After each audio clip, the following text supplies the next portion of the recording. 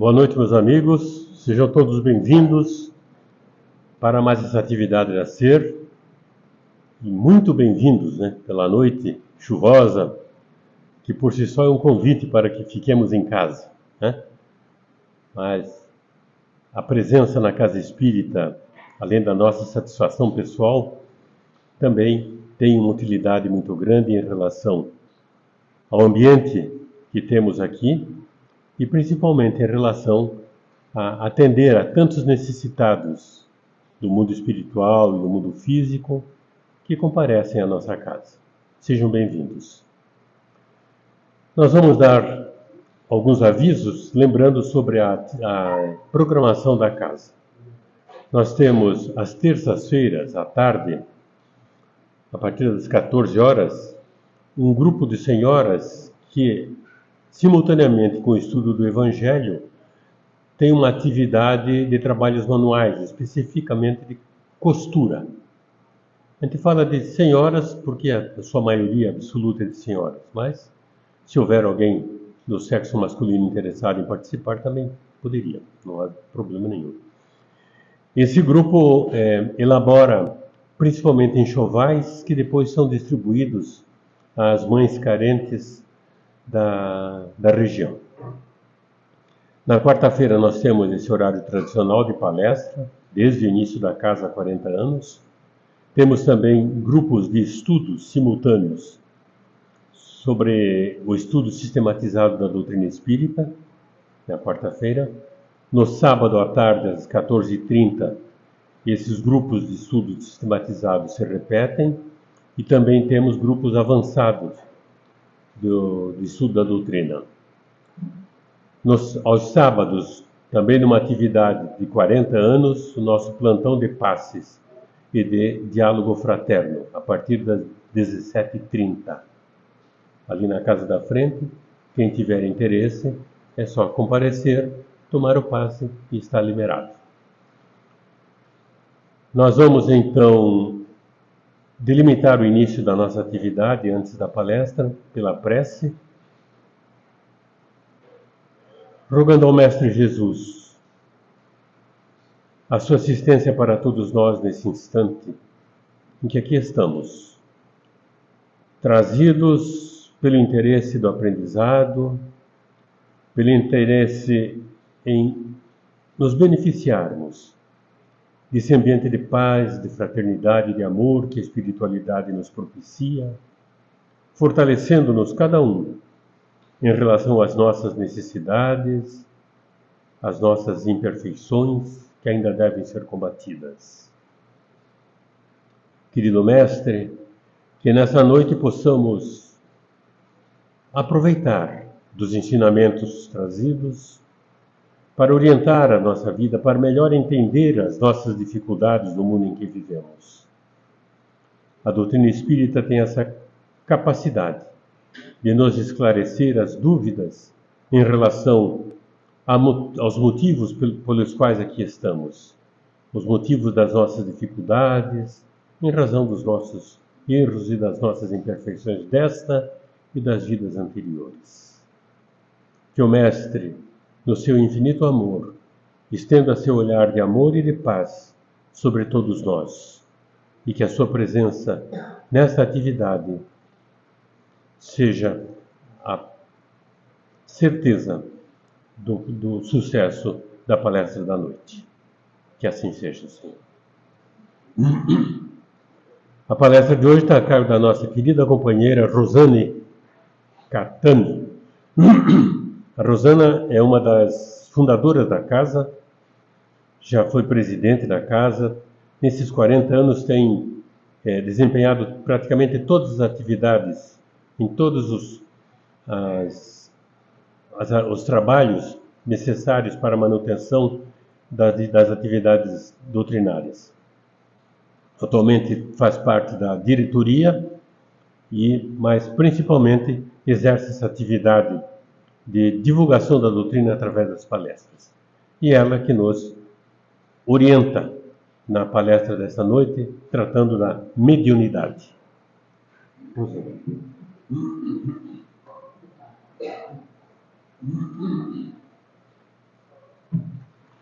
Boa noite a todos, é um prazer vê-los aqui conosco num dia chuvoso como esse. Mas pedimos, se houver possibilidade de diminuir só um pouquinho, senão eu achei tão linda a imagem, acho que é interessante que possa ser montada. Mas o que é importante é que a imortalidade da alma, como também o intercâmbio entre os espíritos e o homem, existe desde que a humanidade está presente aqui na Terra. E que é interessante ressaltarmos que essas situações são efetivamente repassadas através de conversas que eram efetuadas, tal como essas aqui, em meio à fogueira, ou em outras situações, mas representando, sem dúvida alguma, questões que eram repassadas desde a mais remota história da humanidade. E isso estão, sem dúvida, em vários escritos que são trazidos e que repercutem a nós, para que a gente perceba que, sem dúvida, a mediunidade em si, né, ela... só um momentinho aqui. Que a mediunidade em si, ela traz à luz da doutrina espírita aspectos aos quais a gente vai estar estabelecendo, que seriam histórico, algumas explicações e fundamentação doutrinária extremamente básica, mas que, sem dúvida, pensamos em poder estabelecer um entendimento mesmo que razoável. Vejamos que dentro dos anais que foram deixados por vários grupos, né, de pessoas dentro da mediunidade, percebemos aqui, né, entre os indianos, né, hinduísmo, vemos aqui Veda. Os Vedas é um conjunto de textos sagrados do hinduísmo, né, com o conhecimento do sânscrito e que aponta para os sacerdotes, iniciando-os justamente nessa condição de bem poder atuar na mediação entre os homens e os espíritos, trazendo informações e solidificando os conhecimentos e as atuações dos homens. Começam com o brahmanês, depois passam para o anacoreta e, por fim, os cenobitas, que são os representantes máximos dentro da questão mediúnica nos sagrados hinduísmo, né? E isso é interessante, que ressalta neles que somente quem efetiva a mediação são os que, na realidade, fazem o bem. E daí eles têm o direito de realmente falar com as almas, né? Então, esse é um exemplo que é trazido aqui para que a gente possa vislumbrar. Entre outros tipos de povos mais remotos, os egípcios, a gente percebe, até pela figuração aqui, que o cuidado que tinham para que mantivesse o corpo de quem viesse a falecer, para que no mundo espiritual tivesse como poder estar bem guarnecido, e muitas vezes era embalsamado, e junto com eles uma série de questões que provinham do uso pessoal da pessoa. Mas, para o povo em si, os egípcios no geral, eles tratavam tendo vários deuses. Eles eram politeístas para o povo. Somente os iniciados, ou seja, pessoas escolhidas a dedo, dentro das castas ali existentes é que poderiam exercer realmente a intermediação mediúnica.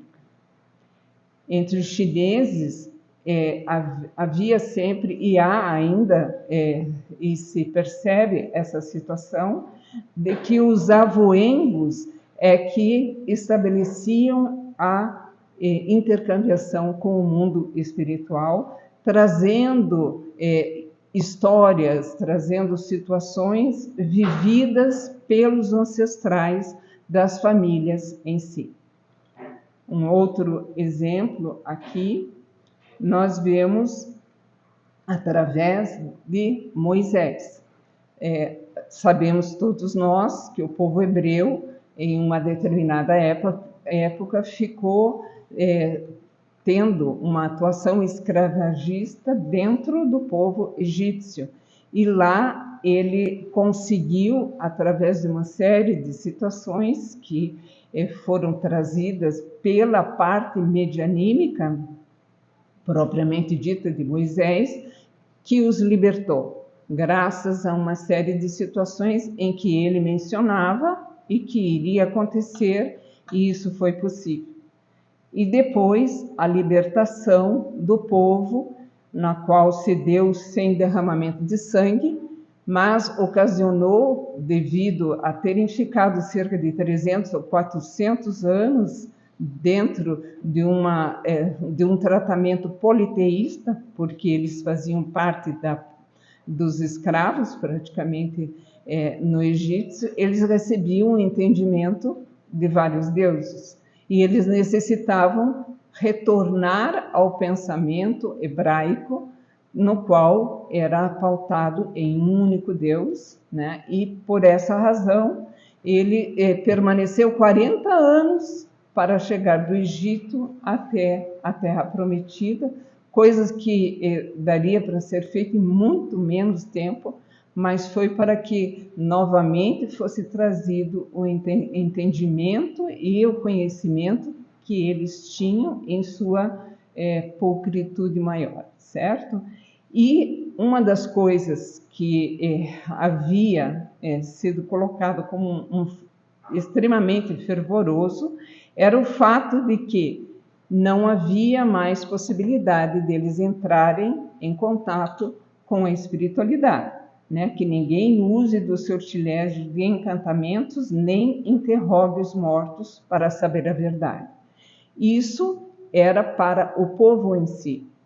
60 sacerdotes tinham sido separados para que isso pudesse ser efetivado dentro dos templos apenas.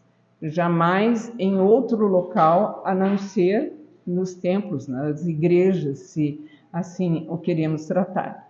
E é interessante que antes mencionava-se que o espiritismo estava sendo proibido desde Moisés. Isso não é verdade, porque o espiritismo sequer existia na época de Moisés. Mas vejamos aqui, dando continuidade, vemos que aqui tem uma história muito interessante para a gente poder ressaltar.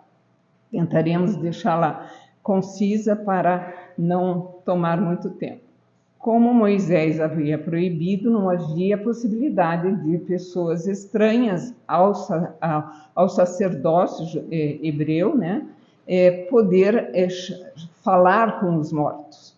E então nenhuma pessoa mais podia, senão ele era preso e levado à morte.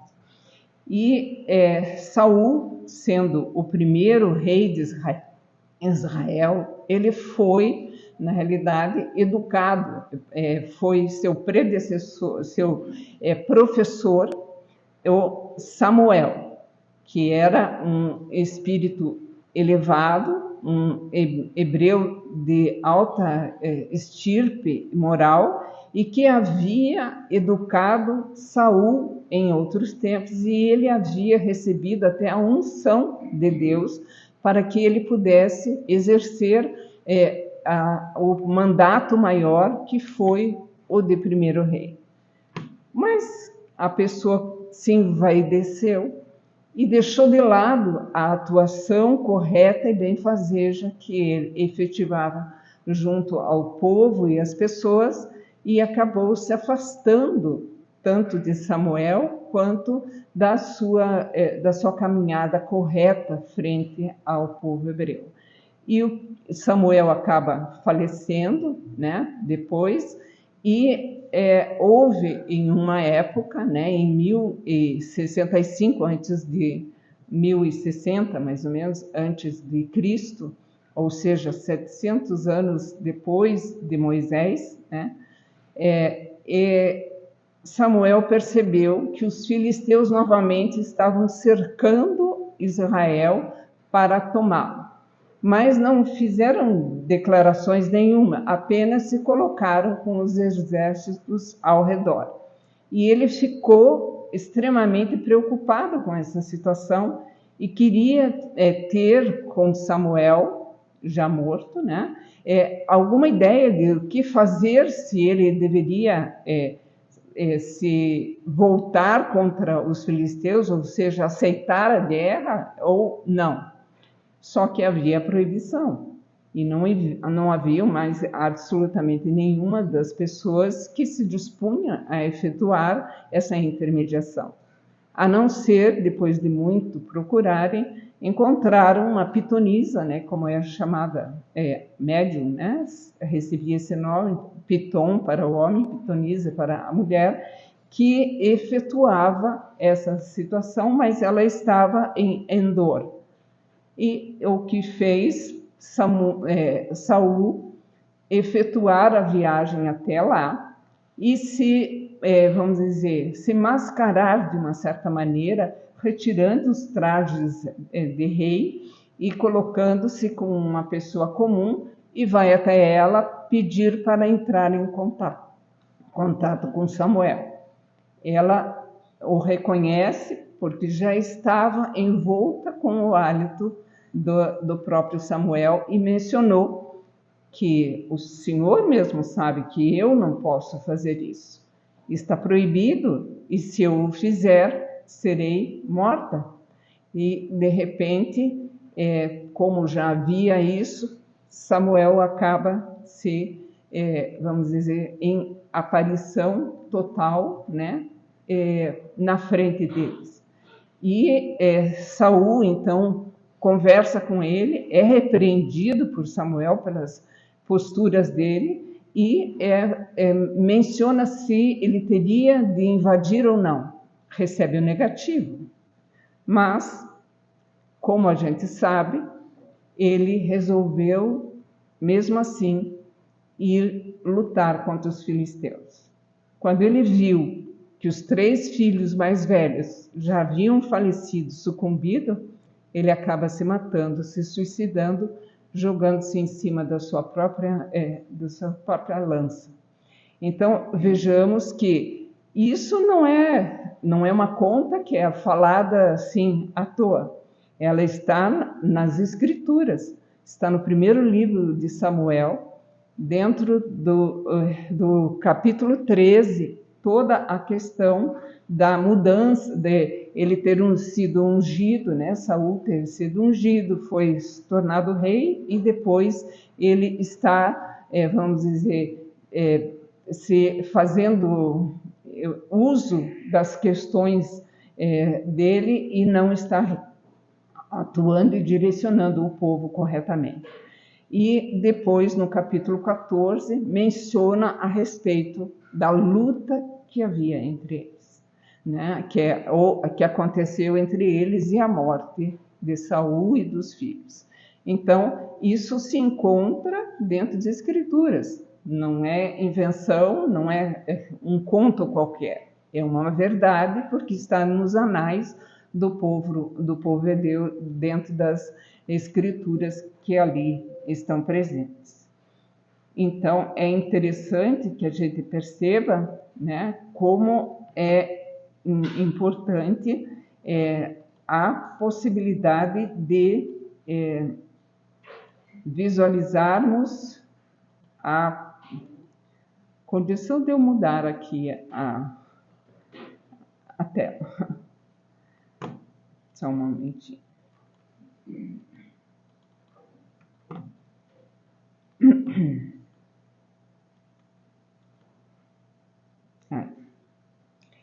Dentro ainda da nossa conversa, nós vemos aqui que está dentro do Novo Testamento o aparecimento nas Escrituras de Lucas, né, no Evangelho de Lucas, no capítulo 1, de 1 a 23, a questão de Zacarias. Zacarias era um sacerdote em um templo, no qual ele cuidava para deixá-lo ele todo pronto para após haver a cerimônia aos sábados das pessoas. Ele entrou, fechou a porta, iniciou a sua atividade e de repente apareceu o anjo, né, o espírito Gabriel. O anjo Gabriel veio até ele e mencionou algumas questões que iam acontecer. De primeira, ele iria ficar mudo, porque ele poderia falar para os outros coisas que não deveriam estar sendo repassadas antes de realmente acontecerem. E ele mencionou que a esposa dele, que era Miriam, que era uma pessoa já de idade, tanto quanto ele, no caso, ela iria ficar grávida e que o filho deles deveria receber o nome de João. Muito estranhamente, porque na realidade nenhuma das pessoas da família possuíam esse nome. E ele tentou mesmo, né, e falou que isso ia acontecer e que viria o Cristo esperado logo mais. E sumiu.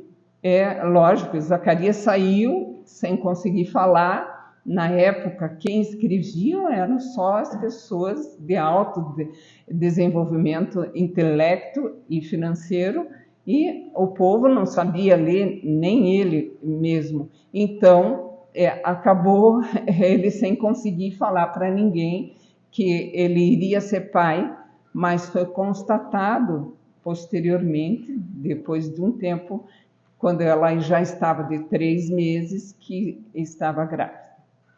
E vemos ainda, em relação a essa questão, a possibilidade, no caso, de esse anjo Gabriel, ou espírito Gabriel, aparecer no sonho, né, de José, que viria a ser o pai de Jesus, e que ele entende que ele viria a casar com Maria e que ela daria um filho, e esse filho seria o Cristo.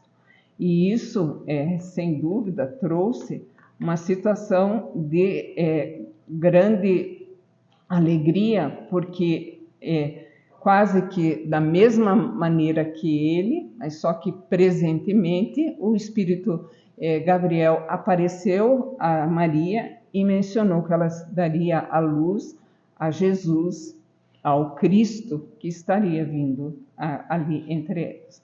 E isso tudo está foi narrado em Lucas, né? Lucas foi até um discípulo mais chegado a Paulo de Tarso, e que ele, Paulo de Tarso, havia dito que ele deveria escrever os evangelhos, por ele ser, na realidade, médico, né, e ter um conhecimento mais grandioso dos outros, e deveria usar a presença ainda de Maria junto ali para poder trazer novas questões de conhecimento do povo para que fiquem marcados. E por isso se encontra em Lucas 1, no capítulo 1, né, do número 1 até o número 23, e daí, no caso, a questão de José e Maria, né, porque esse de 1 a 23 seria em relação a Zacarias,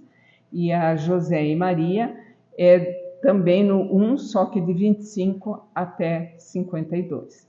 Então, são relatos efetivos, presentes, marcantes, não foi passado oral, foi algo que se tem conhecimento e se estabelece, sem dúvida, com uma possibilidade muito efetiva. Estamos lutando um pouco aqui com a nossa passada, mas daremos um jeito.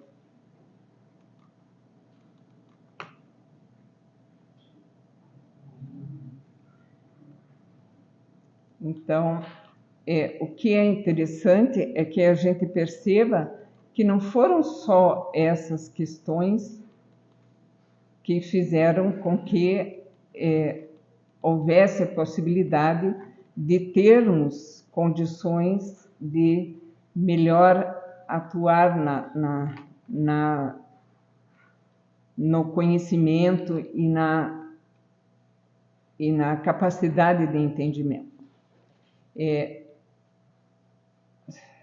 Só um momentinho aqui. Isso. Nós vamos aqui trazer a vocês que nós vimos precursores em relação a Jesus e os seus discípulos. São N citações que podem ser efetuadas, já trazidas aqui tantas vezes, mas só falamos a respeito de quando Jesus subiu ao monte chamando Pedro, Tiago e Timóteo e João para que seguissem com ele e que viessem a constatar a possibilidade do aparecimento tanto de Moisés quanto de João Batista, ou seja, Elias, que é o mesmo personagem, e que mais tarde, cremos nós, ser Allan Kardec, e que eles se reuniram, e quando estavam descendo para voltar, Jesus pediu para que isso não fosse levado ao povo de maneira alguma, que somente após esses ensinamentos viriam, né, porque ele se transfigurou, Jesus se transfigurou e se mostrou em toda a sua magnanimidade.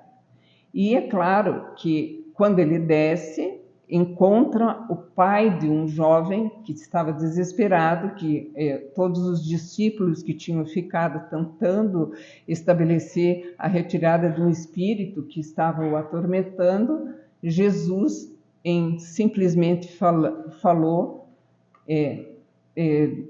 espírito, deixa esse rapaz em paz. E imediatamente isso se deu. Então, a gente percebe que são várias e várias atuações que durante todo o processo aconteceu a mudança.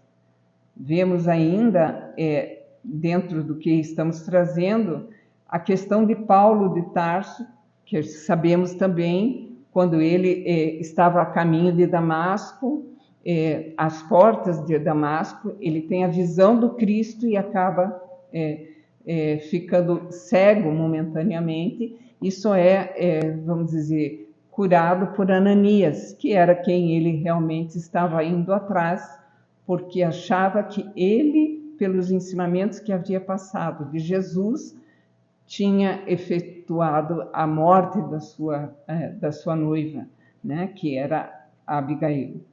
E é interessante que a gente perceba que foi justamente Ananias que o fez melhorar. E graças a Paulo, nós temos hoje o Evangelho e os Evangelhos todos que podemos ter, porque ele espalhou pelo mundo afora, andou mais de 2,5 vezes a circunferência da Terra a pé, de navio, de barco, enfim, de N situações, para que o plantasse em cada lugar onde ele aportava novas igrejas, novos pontos, onde ali florescia, sem dúvida nenhuma, o pensamento do Cristo, os ensinamentos dele e tudo que ele trouxe. Logo mais, não muito tempo depois da morte de Jesus, e mais um pouco à frente, o cristianismo se torna uma religião oficial. E em se tratando de religião oficial, eles imaginavam poder aumentar o número das pessoas, e como se achegavam pessoas de grande estirpe, com muito dinheiro, eles foram sendo licenciosos e deixando incorporar no catolicismo, no cristianismo, uma série de situações que jamais existiram e não foram passadas por Jesus, mas que modificaram, sem dúvida, o cristianismo e trouxeram para a possibilidade de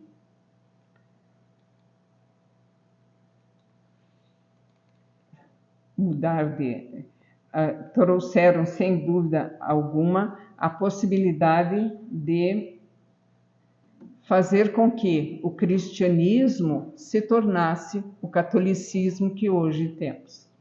E sabemos que, como aumentou muito o grande número de pessoas atuando sobre isso, causou, sem dúvida alguma, uma grande diferença na atuação e nos propósitos, porque foi retirado da reencarnação, foi tirada a condição de conversa com os espíritos e começavam-se as caça às bruxas. E é interessante a gente perceber nessa situação que a busca da verdade e da ciência e o Consolador Prometido vem logo mais depois. Mas trazemos aqui uma situação interessante que nos coloca em relação a Joana d'Arc, né? A Joana d'Arc. Ela, na realidade, era uma jovem que, desde que nasceu, havia o intercâmbio dela com o espírito Gabriel e também o arcanjo Miguel e a Santa Margarida e a Santa Catarina, e que falavam a ela que ela teria de intervir na guerra que já estava há 100 anos, né, dizimando pessoas desde 1337 até 1453, por isso chamada Guerra de 100 Anos, e ela pediu para o pai para que ela pudesse ir e poder orientar as tropas para vencerem a Inglaterra. Era a guerra entre França e Inglaterra naquela época. Os huguenotes, uma parte dos franceses, era a favor da Inglaterra, e a gente vai ver o papel deles logo mais. E o que é interessante é de ver que ela fugiu de casa. Com apenas 16 para 17 anos, se alistou no exército, entrou e soube que Carlos VII, que era o imperador da França na época, estava acampado logo mais adiante, e ela foi ter com ele. Contou toda a história a respeito de que ela recebia informações e saberia poder orientar os soldados em relação ao caminho que se devesse tomar. E que ela precisava da orientação, vamos dizer, permissão dele. Carlos deixou, né, o rei, o imperador deixou meio de lado ela, e perderam mais uma vez uma grande batalha, quando daí disseram: por que você não pede para ela? Vamos ver o que vai acontecer. E não é que ela ganha, e não é que ela orienta, de tal maneira que a França conseguiu vencer e eliminou os ingleses das terras francesas. Só que, justamente, os huguenotes pediram para que ela fosse julgada dentro do tribunal da Inquisição da época, que era a caça às bruxas, que nem a gente colocou anteriormente. E ela foi condenada e morta. E porque ela foi vendida, de uma certa maneira, para os ingleses, e eles que fizeram isso. De repente, eles, em pouco mais de uns 10 anos, houve julgamento e foi, vamos dizer, dito que a morte dela não tinha sido correta. Ela já havia, né, sucumbido, e que é interessante a gente perceber que Joana d'Arc nada mais é senão uma das encarnações de Judas Iscariotes. E que a gente percebe que foi o próprio Espírito que pediu que isso viesse, se fosse necessário, acontecer, para que ela sentisse, né, para que o Espírito sentisse que estava, vamos dizer, de uma certa maneira, remediado da sua culpa anterior frente ao Cristo, apesar de ele ter lutado em outras encarnações, sem dúvida alguma, para tanto.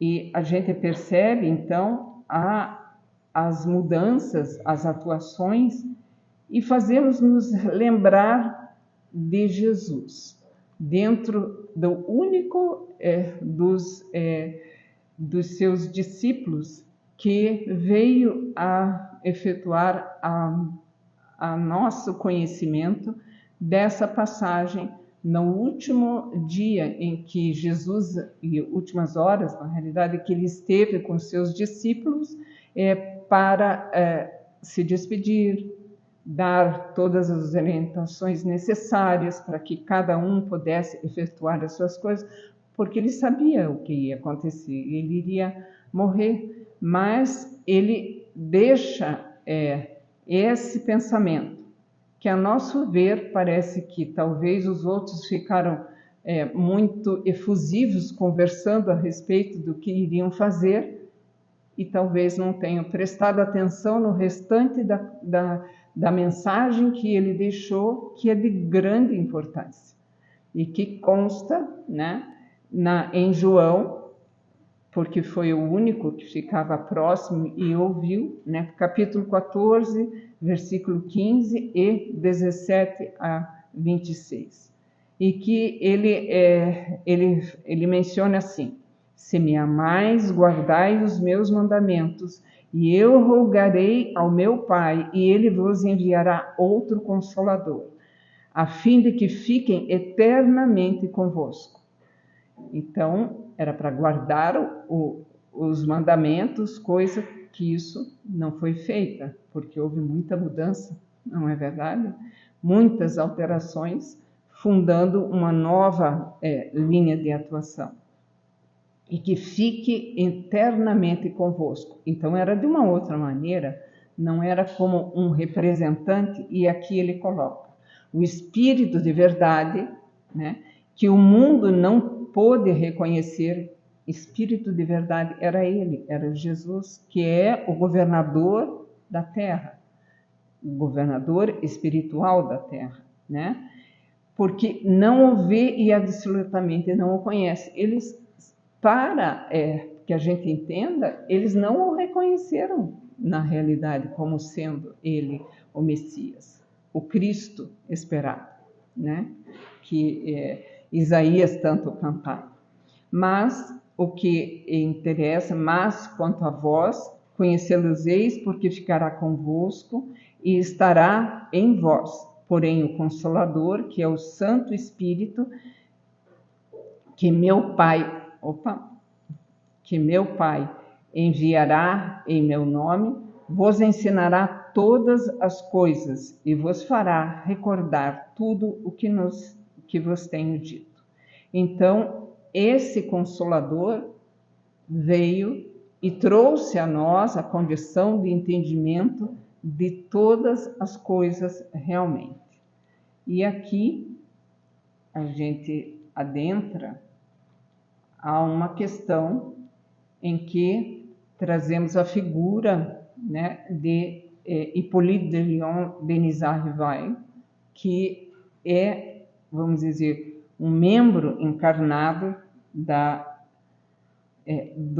equipe do Cristo Consolador, e que a gente viu uma invasão organizada de espíritos das mais diferentes classes, descortinaram o mundo espiritual através do fenômeno espiritual que avassalou o mundo, né? Que fez com que todos tomassem conhecimento, né? E nos meados do século XIX, e que Hippolyte, que está aqui, né, com o codinome Allan Kardec, que foi lhe passado por um amigo espiritual, Zéfiro, que colocou que era o nome dele como sacerdote druida, né, e que ele era um membro encarnado da equipe espiritual superior chefiada pelo Espírito de Verdade, Jesus. Zéfiro não colocou essa questão, mas colocou o nome, né, Allan Kardec, que ele utilizou para que retirasse a sua, vamos dizer, dessa doutrina que ele começou a estudar, sem dúvida, de uma forma efetiva, para que houvesse condições de estar adentrando a verdade. Allan Kardec, tendo em mãos os ensinamentos aditados pelos espíritos, foram dados vários cadernos para ele, né, dos mais diferentes matizes intelecto-moral, que tiveram parte da codificação, traz à luz a verdade. 1. Classificando todas as informações por assuntos, matérias, dividindo-as em várias seções, com auxílio de sua esposa Amélie Boudet, e que possibilitou, assim, todo o processo científico e investigativo e apresentou todos os conhecimentos novos recebidos através de diálogos com os espíritos evocados mediunicamente. Fizemos esse asterisco ali para que a gente lembre que Kardec criou uma sociedade parisiense de estudos espíritos para que pudesse se fundar como um centro espírita, onde houvesse uma reunião espírita, efetuou toda uma, vamos dizer, um regulamento para a atuação de quem entrava dentro dessa sociedade e quem participava da reunião, e que, sem dúvida nenhuma, como ele estava descobrindo, ele chamava os espíritos ali. Mas isso é pelo aporte superior desse espírito. Ele é um espírito superior que veio a nós justamente trazer essa possibilidade. Ele tinha conhecimentos científicos dos mais diversos possíveis e imagináveis, porque ele entendia de todas as ciências, fazia tradução de livros científicos de várias linguagens para o francês, para o alemão, para o italiano, para o inglês, enfim, N situações que ele conhecia e fazia, e até entrava em contato com pessoas de todo o mundo, para que houvesse possibilidade de juntar as mensagens e poder fazer essa classificação científica. Então, faltando o aparecimento ele facultando, né, no caso, trazendo do maior tratado filosófico, científico, religioso que nós temos, porque ele nos dá o entendimento exatamente de tudo e que nos fornece a capacidade de crescer e entender o porquê e como das coisas. A doutrina espírita está fundamentada nos 5 pilares ou princípios fundamentais que nos explicam e direcionam tudo em nossas vidas. A existência de Deus, existência e imortalidade do espírito, a reencarnação ou pluralidade das existências, a pluralidade dos mundos habitados e a comunicabilidade entre os espíritos. Aí é que está o grande X da questão. E que é interessante que a gente veja que, fundamentada na moral do Cristo, não criou nada diferente. Ele trouxe porque era o ensinamento o caminho da verdadeira vida, as bem-aventuranças. Ele trouxe isso para nós através de uma série de atuações e sendo sempre auspiciado por espíritos a lançar a mais perfeita obra para a ascensão da humanidade no aspecto intelecto-moral, em busca para as explicações de tudo. Vejamos aqui que dentro dessa questão, ele entendendo que a participação essencial era do médium como meio e de edificar a interação entre os dois planos da vida, como já havíamos anteriormente lembrado, mas aqui com outro viés, com o entendimento e mergulho da verdade, entre encarnados e desencarnados, e foi a busca do entendimento. Debruçou-se em saber a verdade desde a interação mediúnica entre o espírito comunicante e o espírito do médium, para definir o fenômeno espírita a que submetia o mundo, pois aí encontrava-se uma nova lei. É algo totalmente diferenciado que haviam retirado da existência da maioria dos seres humanos e que aqui retorna, sem dúvida nenhuma, com a comunicabilidade.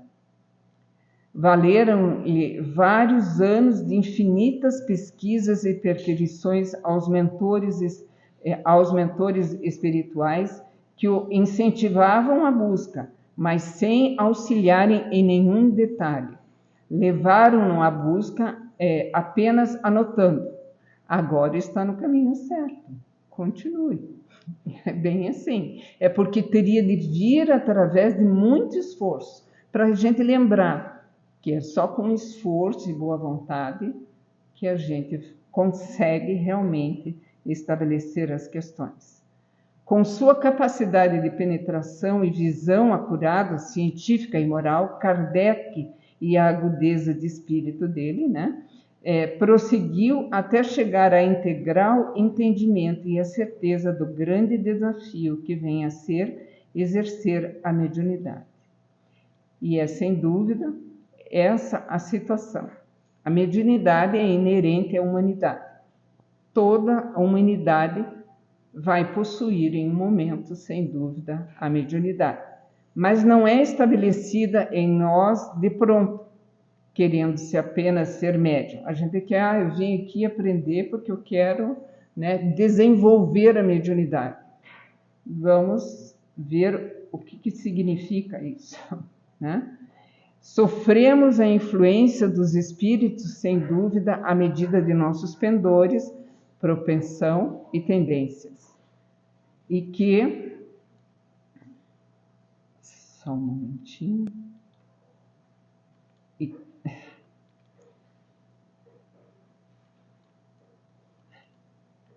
Como é interessante brigar com Trazemos em nós tendências ainda muito negativas, lembrando que a nossa escola, em que estamos matriculados, é ainda o maternal da evolução.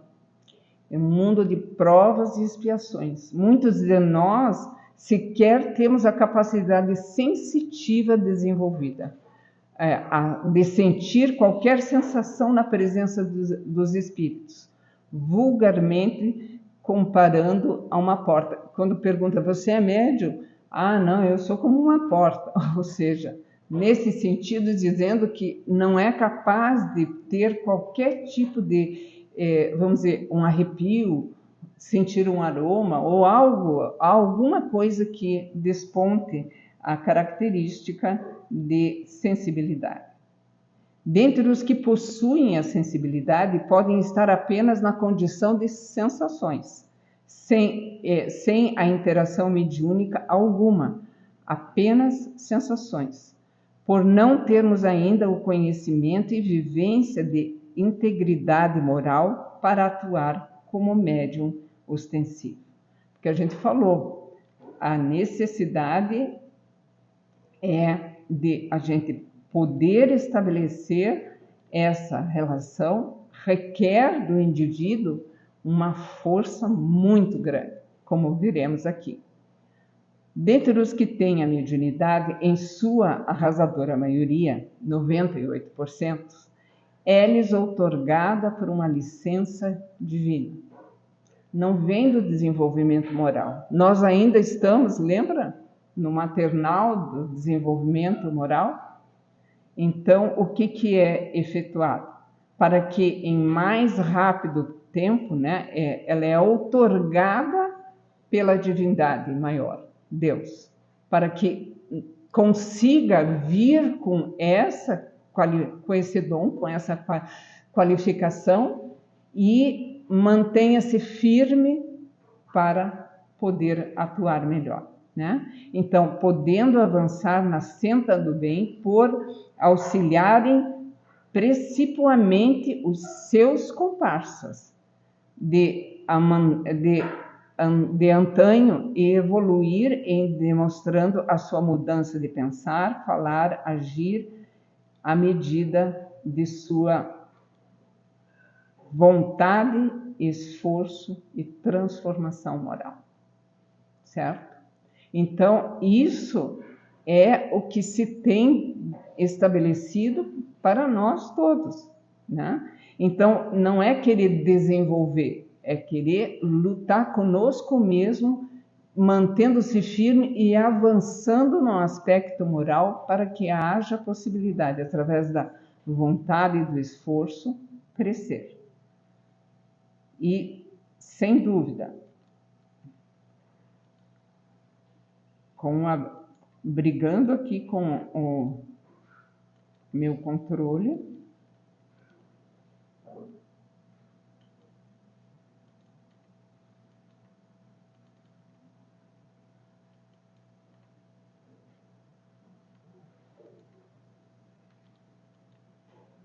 bem, o que a gente está tentando demonstrar aqui, não vou,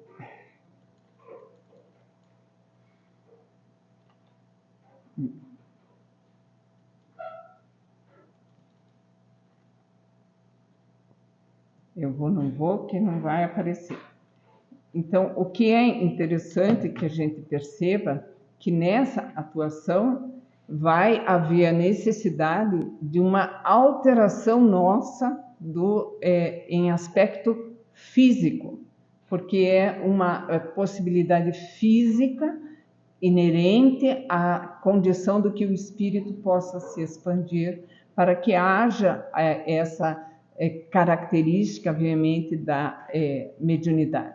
Mas somente quem se transforma moralmente tem a condição de estabelecer, sem dúvida, a possibilidade de atuar corretamente. E é interessante a gente perceber que essa condição de vir com questões de aspecto físico diferenciado, isso é estabelecido no mundo espiritual, na planificação reencarnatória que efetuamos, em que vamos dizer, o nosso espírito protetor e demais espíritos dentro da equipe de planejamento reencarnatório vão estar vendo quais sejam as minhas possibilidades dentro do tipo de mediunidade e dentro da intensidade dessa mediunidade para que eu possa efetivamente vencer.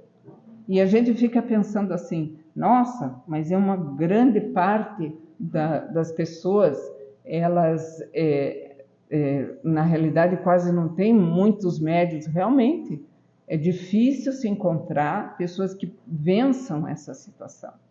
E o que é interessante a gente reportar que o que se tem de ideia nos espíritos e nos médiuns que se conhece, Apenas Francisco Cândido Xavier e Eurípides Barçanufo vieram como missionários. Vieram para a Terra em missão, para exercer um levante de nossa espiritualidade. E existe medianato? Sem dúvida. E temos um exemplo até agora, sem ponto nenhum a ressaltar negativo. O nosso Divaldo, né? O Divaldo, ele veio com a presença de uma mediunidade esplendorosa, mas na companhia de um amigo espiritual de épocas distantes, em que ele precisava auxiliá-lo e fazer com que ele visse que ele mudou. E esse espírito Máscara de Ferro judiou bastante de Divaldo no início da sua atuação. Muitos, sem dúvida alguma, teriam desistido e voltado às atuações anteriores. Divaldo conseguiu vencer, e ainda mais pela ação de bem que ele fez. Porque não é só evoluir e não fazer nada. Fazer o bem, não importando a quem, é um ponto fundamental de nossa caminhada para que a gente consiga efetivamente chegar vitorioso, não só como médium, mas como seres humanos que somos ainda falíveis.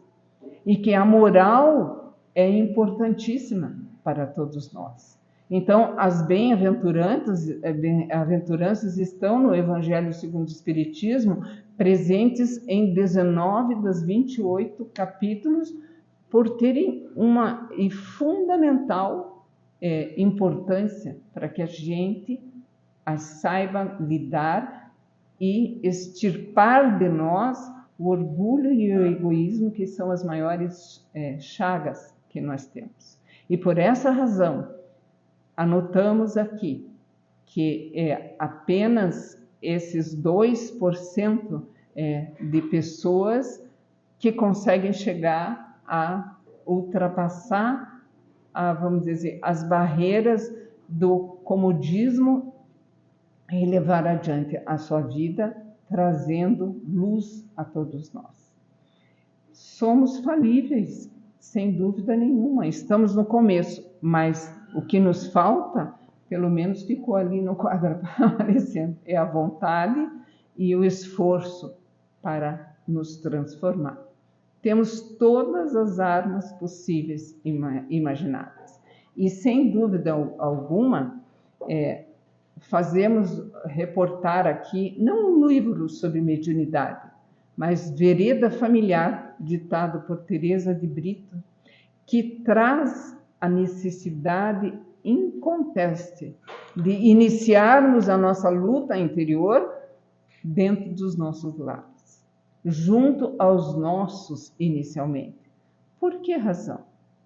Porque são os que foram escolhidos pela espiritualidade para que a gente vencesse primeiro, antes de pensar a ajudar os demais outros que também necessitam, sem dúvida alguma, de auxílio.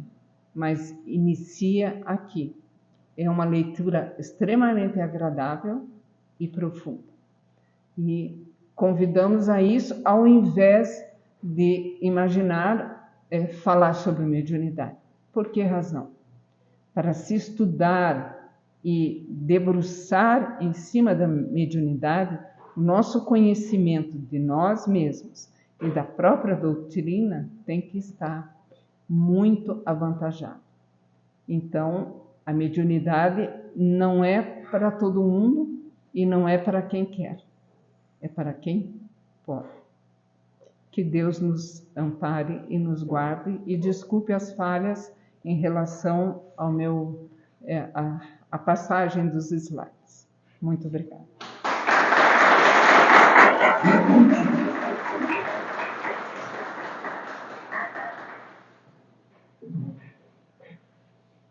Nosso agradecimento a Rosana pela sua colaboração tratando esse tema que é uma das partes importantes da doutrina espírita, né?